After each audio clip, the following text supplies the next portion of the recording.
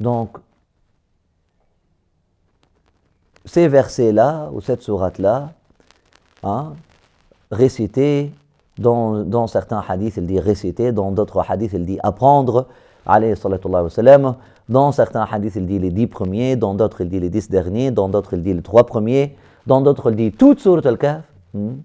Mais le thème central, c'est sourate al-Kahf est un refuge, et elle nous donne protection, et elle nous donne aussi, qu'est-ce qu'on cherche dans un refuge? On cherche la protection, on cherche la lumière, et on cherche, nous avons dit, on cherche l'assurance, on cherche une famille, et on cherche un accompagnement.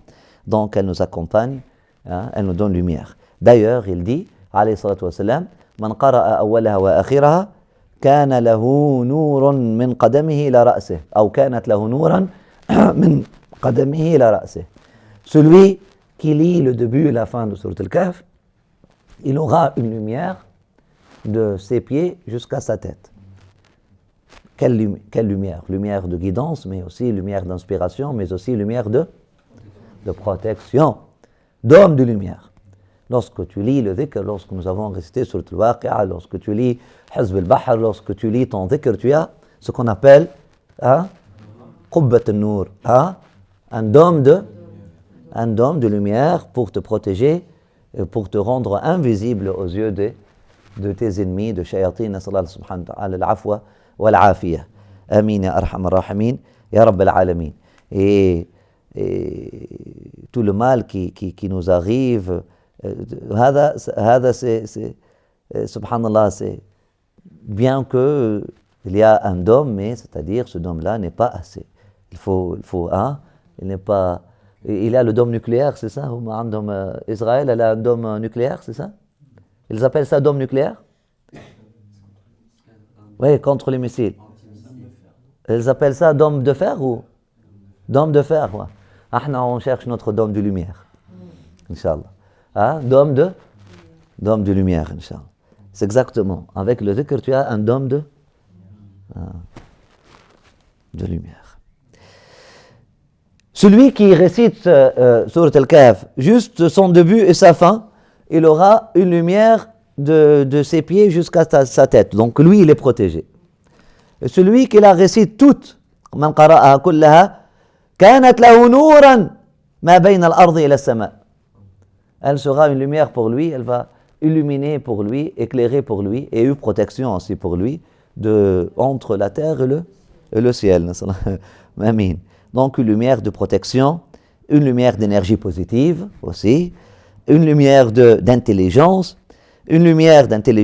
dans laquelle tu peux lire, ton contexte et voir clair et être clairvoyant. Voilà, et une lumière qui forme une forteresse infranchissable par un dôme de lumière forme un dôme de lumière, il est infranchissable contre les ténèbres. Barakallahu fik. Bismillah. Maintenant, celui qui la récite le jour de vendredi, le jour de Jumu'ah, dit le prophète sallallahu alayhi wa sallam, kanat lahu nouran ila al-jumu'ah allati. On a parlé dans l'espace, maintenant dans le temps. Dans le temps maintenant. Une protection dans le temps, un refuge dans le temps. Celui qui lit Sourate al-Kahf le jour de Jumu'ah, dit le prophète sallallahu alayhi wa sallam, elle va le protéger jusqu'à la Jumu'ah. Elle va être une lumière pour lui. Elle va être une lumière pour lui jusqu'au vendredi prochain. Encore une lumière protectrice, une lumière éclaircissante et éclairante, une lumière qui guide, une lumière qui guérit. On peut guérir tout par la lumière. On peut guérir tout par la lumière. On peut régénérer tout par la lumière. Tout.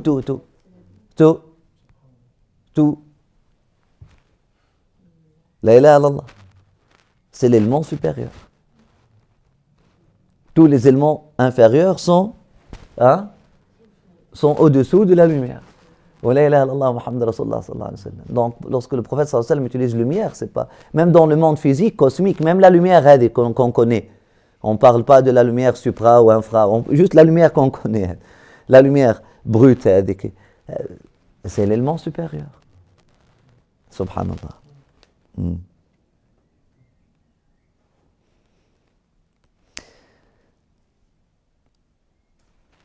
celui, Layla Muhammad Rasulullah sallallahu alayhi wa sallam, qui la lit le jour de Jumu'ah maintenant, dans l'espace. كانت له نورا من مكان قراءتها إلى البيت العتيق. Hein? Il aura une lumière de l'endroit là où il a récité jusqu'à la Mecque. C'est-à-dire, pourquoi nous avons une lumière de notre endroit jusqu'à la Mecque? C'est quoi ça? C'est la lumière de l'Qibla. C'est-à-dire, hein? Ça va renforcer ta qualité de prière. Hein? Tu vas prier comme si tu étais là. Donc, donc tu vas voir le Bayt al-Atiq devant toi, tu vas voir la Kaaba devant toi lorsque tu pries. C'est-à-dire, hein?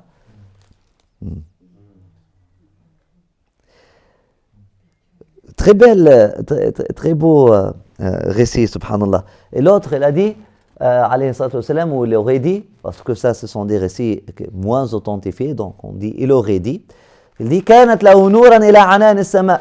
Celui qui récite sur le Kahf, encore maintenant, le jour de vendredi, hein, il aura une lumière qui monte jusqu'au ciel, يبعث فيه يوم القيامة. Le jour du jugement, il sera ressuscité dans ce manteau de lumière. Encore, pourquoi on a besoin de lumière le jour de Qiyam? Parce que c'est un jour de ténèbres, nasallahu subhanahu wa ta'ala, al-afwa wa al-afiya. Et cette lumière-là, elle va te donner quoi? Hein? Elle va te donner refuge, mais c'est-à-dire, elle va te donner quoi? Oui, protection. Et ça va te donner quoi le jour du jugement? On a besoin de quoi au plus le jour du jugement? Hein? Lorsque nous avons expliqué, alhamdulillah, hier, nous avons besoin de quoi au plus le jour du jugement? C'est quoi l'arme, ton arme le jour du jugement? Là? La reconnaissance, ok, mais aussi? C'est quoi ton arme le jour du jugement? Tu ne vas pas pouvoir prier le jour du jugement. C'est le fruit de... Hein? De ta relation avec Dieu. Donc, c'est quoi au juste? Mais c'est quoi le mot? Ah, naam? Ok, sentiment d'appartenance. Et ce sentiment d'appartenance va te donner quoi? Le jour du jugement, c'est la manifestation de quoi? De la justice. Donc, ça fait? Tu as besoin de quoi alors? C'est un sentiment d'assurance, et d'espoir et de confiance. Donc cette lumière-là va te donner confiance, assurance et espoir le jour de jugement. La yahzunuhum al-faza'u al-akbar. Même la chose qui fait plus peur aux gens, eux, ils vont rester rassurés, ils vont être rassurés. Qu'Allah nous rassure et vous rassure. Amin ya arhamar rahimin rabbil alamin. Là, un autre récit pour la récitation sur le Kahf, Yawm al-Jumu'ah, celui qui la récite Yawm al-Jumu'ah, il va être protégé, ma'souman, il va être protégé pour 8 jours, pour les 8 jours pour 8 jours, et puis il continue le prophète sallallahu alayhi wa sallam, et si le Dajjal vient durant ces jours-là, il ne pourra rien faire à lui. Et subhanallah, lam yattaba'hu, c'est-à-dire, et si le Dajjal vient durant ces 8 jours-là, il ne va pas le suivre. Donc même la personne qui est, Muhammad Rasulullah sallallahu alayhi wa sallam, faible, et qui ne pourra pas réaliser le sens de Surat al-Kahf, et qui ne pourra pas comprendre la philosophie de Surat al-Kahf, et qui ne pourra pas prendre tout l'esprit de Surat al-Kahf, subhanallah, au moins, Surat al-Kahf, la récitation de Surat al-Kahf le jour de Jumu'ah, va lui faire une garantie qu'elle ne va pas suivre le Dajjal, même si elle n'est pas très intelligente, elle ne va pas suivre le Dajjal. Si le Dajjal kana ma'souman, ça on parle de la usma, ça la usma c'est une protection qui vient de l'extérieur, c'est pas une protection qui vient de l'intérieur. Subhanallah, fa idha ja'a ad-Dajjal lam yattaba'hu. Subhanallah, nasallahu subhanahu wa ta'ala rahmatahu wa afwahu wa afiyatahu. Amin. أمين يا أرحم الراحمين أمين يا أرحم الراحمين رب العالمين فالحمد لله الحمد لله الذي أنزل على عبده الكتاب. Aussi, Sourate al-Kahf, parmi toutes les autres sourates, elle s'appelle Al-Kitab. Il y a des sourates qui s'appellent Kitab, il y a des sourates qui s'appellent Furqan, il y a des sourates qui s'appellent ayat bayinat, etc. Donc, lorsqu'Allah subhanahu wa ta'ala dit al-kitab, on va voir que kitab, furqan, huda, ce n'est pas exactement le même sens. Ce sont des dimensions et des messages différents et des dimensions différentes de ce message-là, du Coran, et que Allah subhanahu wa ta'ala développe de façon différente dans les sourates. Donc il y a des sourates qui sont kitab, comme Surat al-Kahf, c'est un kitab, c'est un kitab. C'est un message qui vient d'Allah subhanahu wa ta'ala, mais aussi ça nous montre notre mission. C'est quoi notre mission? C'est de travailler, développer notre ubudiyya, notre appartenance à Allah subhanahu wa ta'ala, et aussi, et ça nous parle de quelque chose, ça nous donne une protection, ça nous donne un texte, subhanallah, le texte de Surat al-Kahf, le texte de Surat al-Kahf, c'est le texte qu'on doit écrire dans le pire des contextes, qui est le contexte de Dajjal. Ça nous donne déjà un texte prêt à écrire pour le contexte de Dajjal. Subhanallah, qu'Allah subhanahu wa ta'ala nous protège, vous protège de la fitna, de l'mahya wal mamat, de la fitna de cette vie, de la fitna de la mort et de la fitna de l'Masih ad-Dajjal, qu'Allah subhanahu wa ta'ala nous protège, vous protège du châtiment et de l'isolement et de la tombe, qu'Allah subhanahu wa ta'ala nous protège, vous protège du malheur de la tombe, qu'Allah subhanahu wa ta'ala nous protège et vous protège des malheurs de cette vie-là, et qu'Allah subhanahu wa ta'ala nous protège et vous protège des malheurs du jour du jugement. Amin, amin, ya arhamar rahimin, ya rabbal alamin, amin, ya arhamar rahimin, ya rabbal alamin. Qu'Allah nous donne le bonheur de cette vie, nous donne et vous donne le bonheur de cette vie, et dans cette vie, nous donne et vous donne le bonheur de la mort et dans la mort, et nous donne et vous donne le bonheur de la résurrection et durant la résurrection, et nous donne et vous donne le bonheur du jour du jugement et au jour du jugement, et qu'Allah subhanahu wa ta'ala nous donne et vous donne le bonheur de l'au-delà. Amin ya arhamar rahimin rabbil alamin. Et qu'Allah subhanahu wa ta'ala nous donne et vous donne le bonheur de la tombe et dans la tombe. Amin ya arhamar rahimin rabbil alamin. Qu'Allah nous donne et vous donne le bonheur dans tous nos états. Amin, amin, amin ya arhamar rahimin rabbil alamin. Amin ya arhamar rahimin rabbil alamin. Alhamdulillah alladhi anzala ala abdihi al-kitaba wa lam yaj'al lahu 'iwaja. ولم يجعل له عوجا. Alhamdulillah Rabbil Alamin. Et le abd qui reçoit le kitab qui n'a pas de iwaj, lui aussi il n'aura pas de iwaj. Et le abd qui reçoit le kitab qui est cohérent, qui est sans faille, lui aussi il va être cohérent.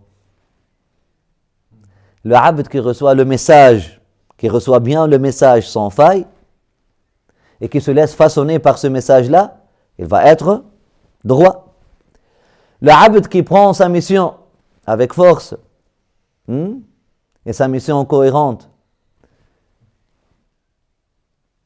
il va être fort et droit et mustaqim. Il ne va pas être mou comme ça, il va être bien érigé. Bien enraciné, bien comme un soldat là, bien dressé dans sa mission. Elle a reçu sa mission, elle va être bien dressée. La yaj'alahu 'iwaja, elle ne va pas être comme ça ou comme ça. Qu'Allah كزير المتكي لا يضحك لا يبكي قال التونسي que Dieu nous protège. Elle ne va pas être معناها كأنهم خشب مسندة. Elle va être bien. Subhanallah. Et le abd qui reçoit le destin avec acceptation, qui ne va pas voir le destin ma'ouj, qui ne va pas voir le destin tortueux, et le destin, il ne va pas voir le destin comme quelque chose de frustrant et de malheur, il va aussi être heureux. Et il ne va pas continuer toute sa vie de pleurer. Pourquoi ça s'est passé à moi? Pourquoi ça s'est survenu à moi? Pourquoi moi? Subhanallah. وَلَمْ يَجْعَلْ لَهُ عِوَجًا. C'est pour ça, Allah subhanahu wa ta'ala, il a dit, هذا الكتاب قيم. Il est qayyim. Il est qayyim. Et non seulement il est sans faille, mais aussi il corrige celui qui le reçoit. Qu'Allah subhanahu wa ta'ala nous donne, inshallah, et vous donne la baraka. Amin ya arhamar rahimin, rabbil alamin.